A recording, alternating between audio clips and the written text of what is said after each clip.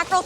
I know it's fairly fatty, so I'm just grilling it and curing it with quick pickle will help tame the oiliness of the fish. I've been fishing since I was a kid. It was one of my favorite activities to do with my father, so I'm feeling more confident than I have in the past. Not only am I not going home, I'm gonna win. I got monkfish, and it's a pretty ugly fish I've never really worked with before. The monkfish has got to be the toughest. That outer skin is like leather. Terry and Jennifer think I'm a beast in this kitchen, and that's why they want me out. They're scared. And you know what? I'm gonna show them why they should be scared. I've trained in Muay Thai, I'm a fighter. I'm also a fighter in the kitchen. I'm gonna go with a traditional Filipino tamarind broth. This is something that my mom would make for us weekly, so I'm not scared. I'm never scared of anything. 20 minutes! This isn't bad, not bad at all. Veronica, what do you get? I got the red mullet. My mom loves fish. I cook fish for her all the time. So I'm feeling right at home right now. I'm doing something I know very well. When my mom visits me from Hong Kong, she always requests that we eat at home one day, and I make this dish for her. I am going to do a Thai-style fried fish. I'm going to fry the bone as well. And I'm also doing like a Thai-style sauce for it to be dipped in. Well, this is a Chinese way. I've had many times at a Chinese restaurant. You gotta be very careful and make sure this part is very crispy because the head takes a lot longer and this doesn't take very long to burn. I'm well aware of that. I will be holding it with my life. I hope so. Sean, did they give you a whale or what? It's a huge fish. I'm making a baked sturgeon en croûte, so it's gonna have a pastry element to it. This dish is a little innovative. I want to roll the sturgeon, make it kind of look like a rose or like a flower. So I need a smaller piece that's obviously way too big. I have to start trimming off the fillet to get a small enough piece that I can work with. Hey there, Sean. Whoa, whoa, whoa. Sean, what are you doing? You're destroying a beautiful piece of fish. Yes, I am. Why are you doing that? Because I'm gonna cook it a certain way. What do you plan to do with it? I'm gonna wrap it in the shape of a rose and bake it with citrus butter sauce, red rice, and bacon green beans. So basically, you're taking this beautiful fillet and turning it into the biggest fish garnish we've ever seen. A vintage fish garnish. Trust me, it'll look beautiful when it's done. It'll look beautiful, I guarantee it. Well, best of luck with that. Thank you. This dish is a little innovative. Hopefully the judges will see that in me, and I won't be going home today. Jeremy, please bring up your dish. It's called sinigang. It's monkfish with a tamarind and tomato broth with a lot of Asian vegetables, Chinese eggplant, bok choy, and broccoli. Jeremy, Chef, do you think Terry and Jennifer was trying to sabotage you with the monkfish? of course they were. I hope that they didn't hit the mark.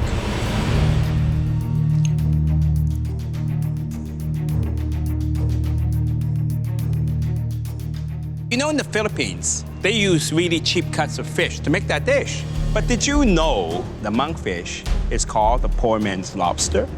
No. You should not use the monkfish for this particular dish. It's too refined, it's too good. That's like using filet mignon in a stew. I think it needs a little bit more complexity in the dish. You probably could have kept it on the bone. That would have done nice. It would provide even more flavor. Yeah. I am a little bit disappointed, but it's nicely cooked. April Lee, please bring up your dish. I am scared. I'm saying a little prayer.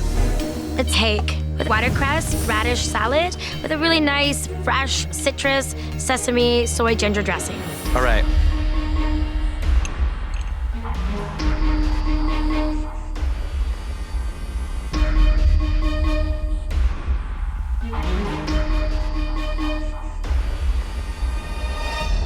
You nailed it. Doesn't get much better. Whoa. Thank you. I love the fact that it's delicate. It's very clean. The vegetables, on the other hand, I would have actually lightened up on the dressing. Okay. It tends to overtake everything. The fish, though, that is the star. That's awesome to hear. Thank you. I'm just over the moon. Sean, please bring up your dish.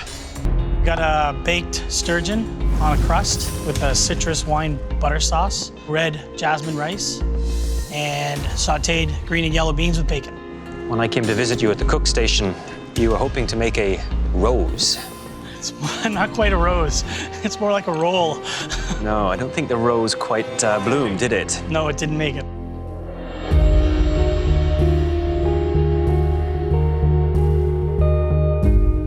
I don't know whether it's beginner's luck or not, but that piece of sturgeon is about as perfectly cooked as I think anyone could get it.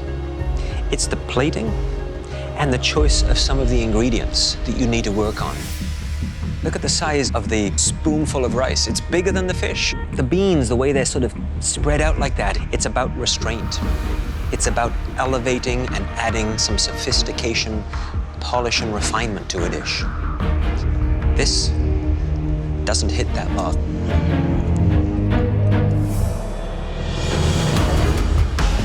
It's well done or medium rare?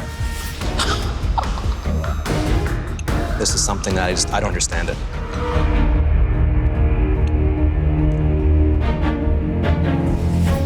You want to have a food truck, right? Absolutely. If you don't start to focus a little bit more, you might not be in the food truck. You might be just doing service on it. I don't think I cut it.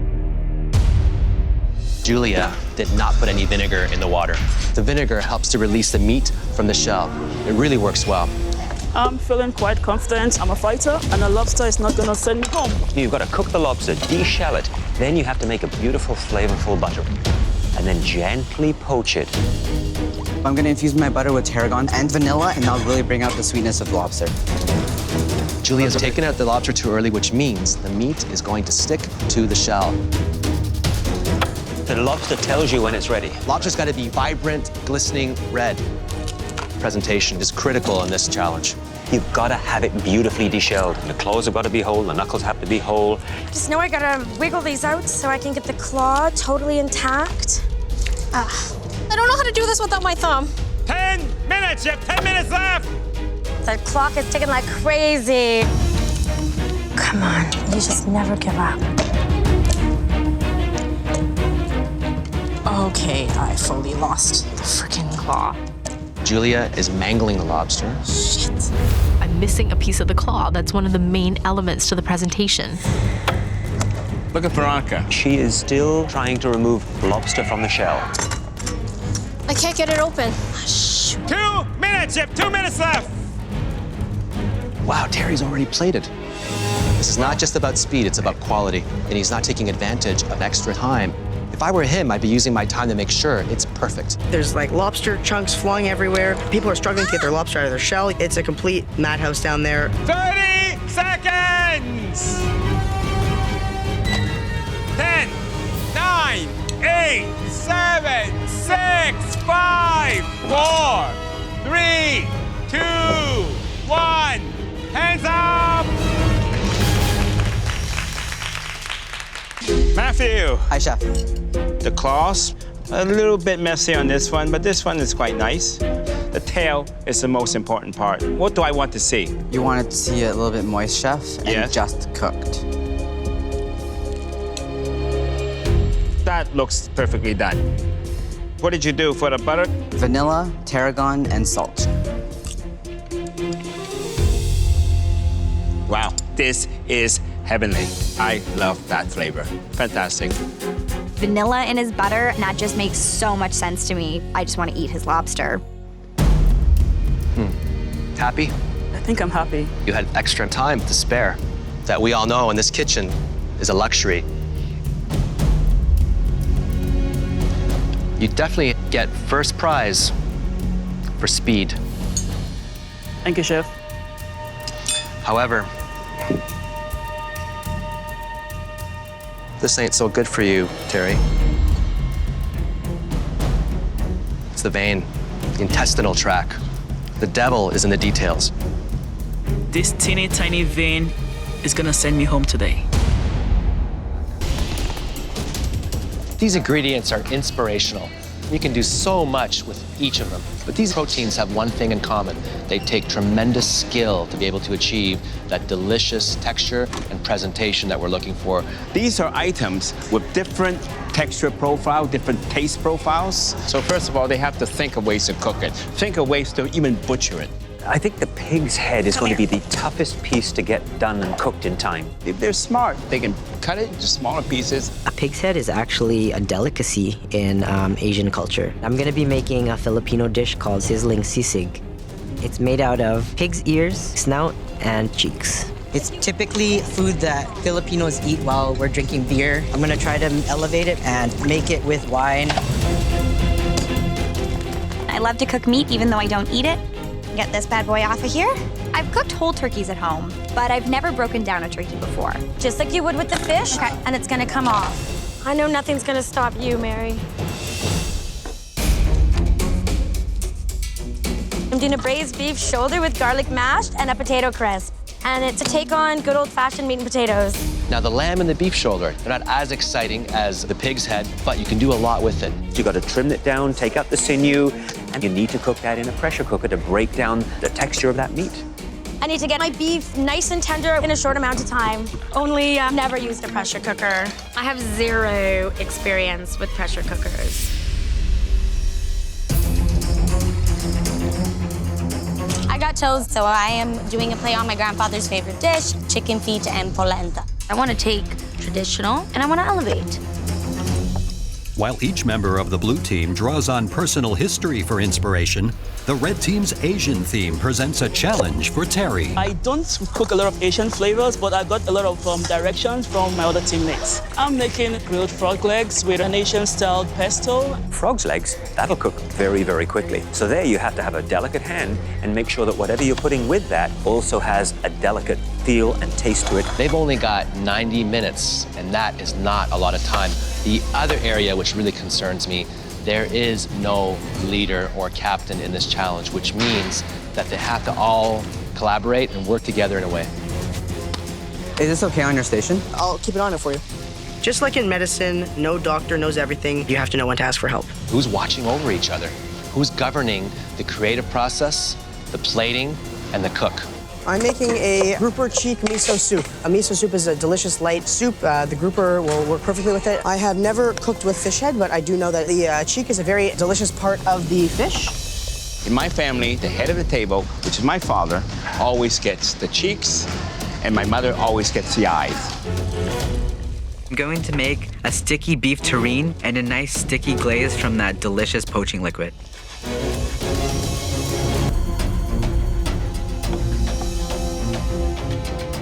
Sean, you had the grouper's head. Yes, chef. Tell me how you went about the preparation of your dish. I made a stock with the grouper head in a pressure cooker. I poached the grouper cheeks. The bowl is lined with some sesame oil, so as you pour the broth, hopefully the little bubbles of sesame oil will come up and it'll add a lot of flavor.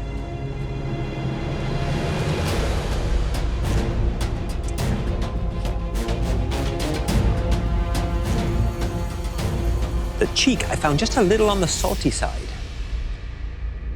But Sean, the broth is absolutely beautiful. It is flavorful, it is rich, it has a long, lengthy flavor to it. The way you presented it, you have the cheek, you have a little bit of the skin, some enoki mushrooms, little treasures that float around that soup. That lingering sesame oil backing everything up is wonderful. It's an adventure. Great dish. Thank you, chef. Jeremy, walk me through your dish. It's called sizzling sisig. 3 parts of the pig head, the snout, the ears, and the cheeks, braised in white wine, jalapenos, and red peppers.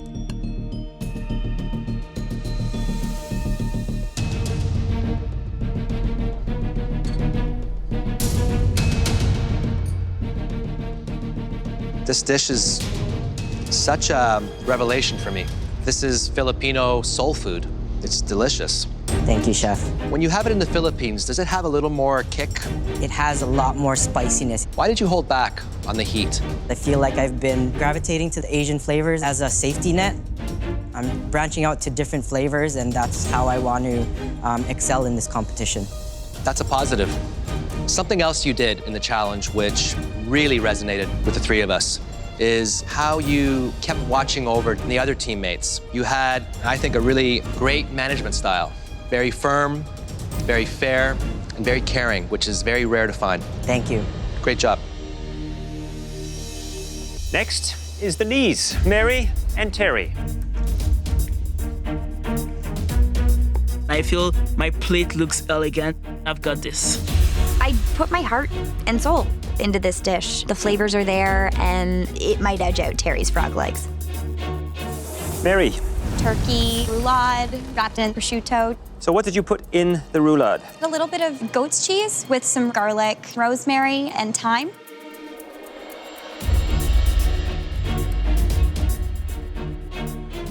Thanksgiving and Christmas on a plate.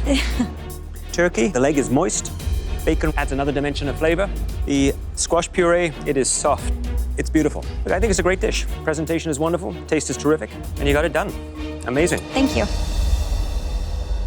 Terry. This is a dish inspired by the southern region of China. It's a 5-spice frog legs. It's got butternut squash and black bean puree and a savory roasted garlic puree too. Hey, frog legs are not the easiest thing to cook.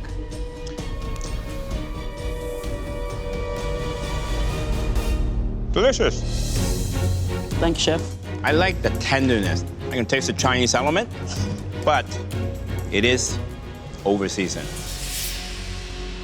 I'm hoping my dish can maybe get blue up on that gallery. Jennifer and Veronica, toes. I think the deciding factor is going to be the pig's trotter and the chicken feet. Those are the two hardest ingredients to cook. Jennifer, so this is a modern take on your grandmother's dish? Yes, I decided to elevate my dish by frying the polenta and adding different seasonings to it. Let's give this a shot.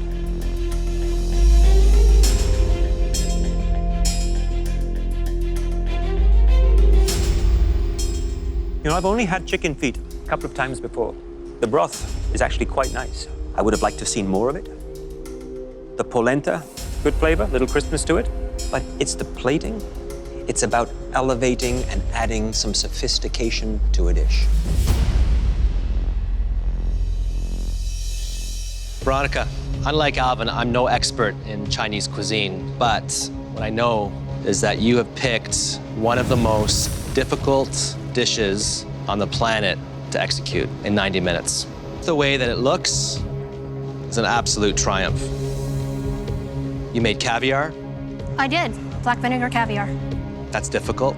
You made your own wrapper. I did make my own wrapper. That's difficult. You folded it how many times? 21. That's difficult. We're not even in a finale yet. I treat every single competition as if it's the finale.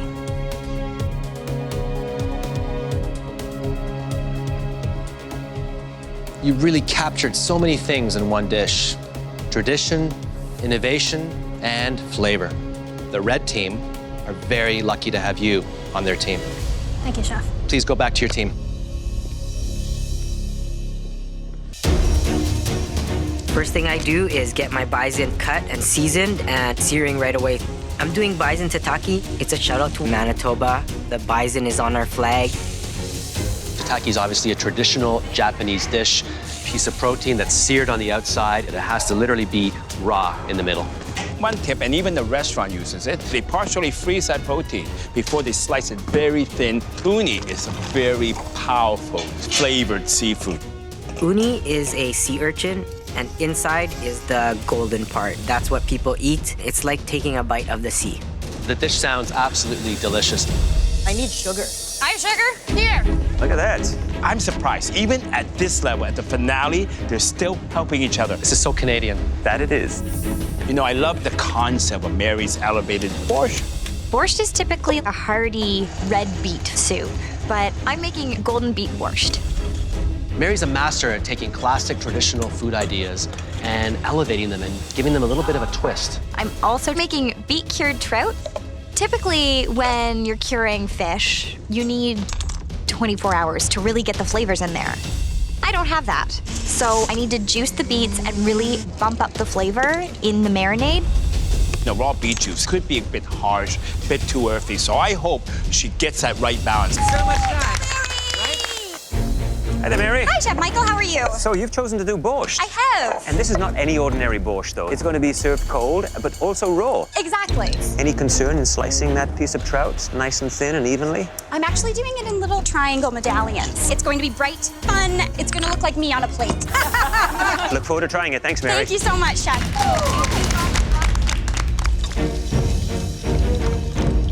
Jeremy, how you feeling? I'm feeling good. I got most of my components on the go. This is gonna open last minute. Fresh unis. Fresh live sea urchin. Those are beautiful. So where are you at with your bison right now? My bison is already seared and it's chilling, so it gets a bit stiff so I can make nice, thin slices of it. This right here, chef, is one of my favorite sauces to make. I love tataki sauce. Taste it.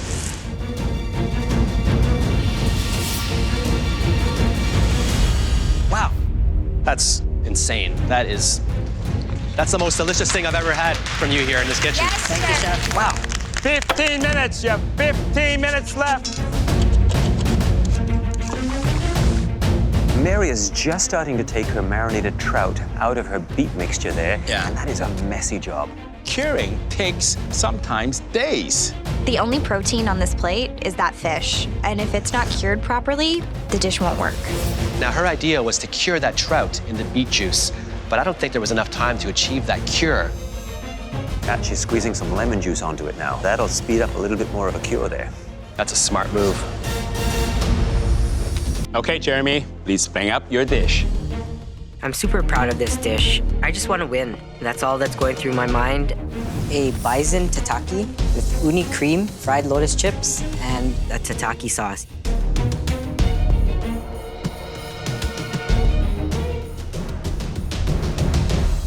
Jeremy, the meat could be a little bit more unified in the way you cut it. You know, one of the pieces here is very thin. This one's a little bit thicker. My advice to you is take that large piece of bison, cut it into quarters. They chill faster, and when you cut them, they're very easy to cut opposed to having one large piece. But other than that, the thought process behind this dish is really that of a very accomplished chef. Complex, delightful. It's really fantastic. Thank you. Jeremy, there are so many things on this dish. Textures and taste that you discover as you start eating.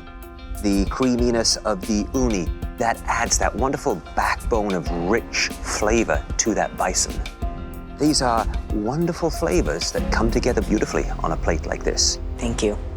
Jeremy, this is by far your most creative dish. The combinations, the complexity, the texture, it's like Asia meets Manitoba. Thank you, chef. Now we need a few moments to discuss in private. Please head back to the kitchen and prepare for round 2. Thank you. Jeremy, please bring up your dish. I made 4 different dishes. There is a deconstructed soft-shell crab spider roll, and then a miso-marinated baby octopus with mushrooms, a tuna crunch roll with wasabi mayo and crispy salmon skin, and then a ginger papaya salad.